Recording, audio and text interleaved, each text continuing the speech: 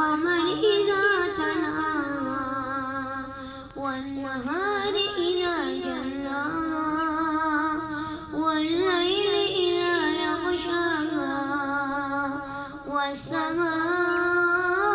وما بناها والأرض وما طحاها ونفس وما سواها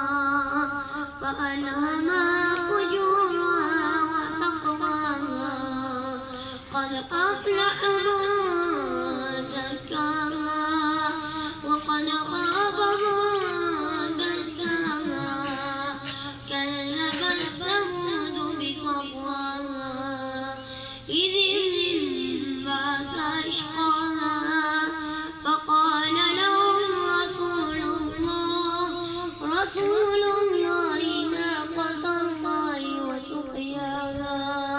فكذبوه فعقروها فدمدم عليهم ربهم بذنبهم فسواها ولا